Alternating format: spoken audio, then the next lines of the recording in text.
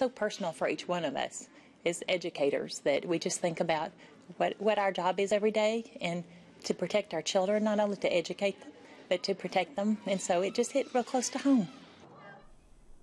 A Roy Guess Elementary School teacher's reflection 1 week after the shootings at a Connecticut school. Good evening, I'm Megan Dillard. Thank you for joining us. Bill and Kelly have the night off. Church bells rang out across Newtown, Connecticut, and in many other cities across the nation. One for each of the 20 children and 6 adults killed by a gunman last Friday at Sandy Hook Elementary School in Newtown, Connecticut. KFDM's Justin Hinton spent time today at a Beaumont Elementary School. He joins us live in the studio to tell us how students and staff paid tribute to the victims. Justin? Megan, faculty, staff, and students at Roy Guess Elementary School joined the nation by honoring those killed in last week's shooting with a moment of silence. In fact, they begin every day with a moment of silence. The principal says it gives her students time to reflect on their actions, but today's moment of silence carried much more meaning, 1 week after the school shooting that killed 20 children and 6 adults. May I have your attention, please? Patty Fracht's 4th grade class at Roy Guess Elementary finishes up their morning reading and prepares for what happens every day. Faculty and staff, Roy Guess family members, if you will, please join me in a moment of silence. But unlike any other day, this moment of silence, led by Principal Debra Oge, carries special meaning for many of the faculty and staff. Watching the media and the news about the tragedy in Connecticut, an educator can't help but think about our own students.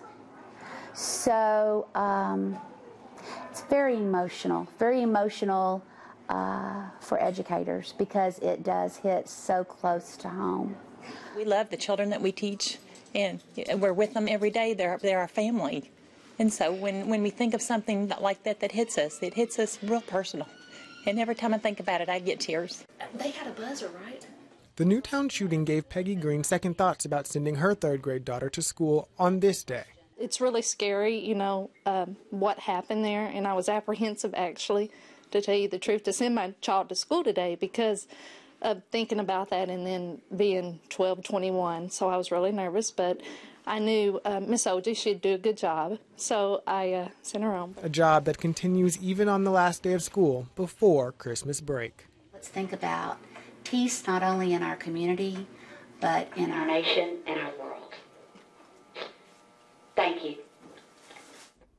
The principal told us she checked and rechecked the school's security procedures just after the shooting, and she's happy with their plan. Reporting live in the studio, Justin Hinton, KFDM 6 News.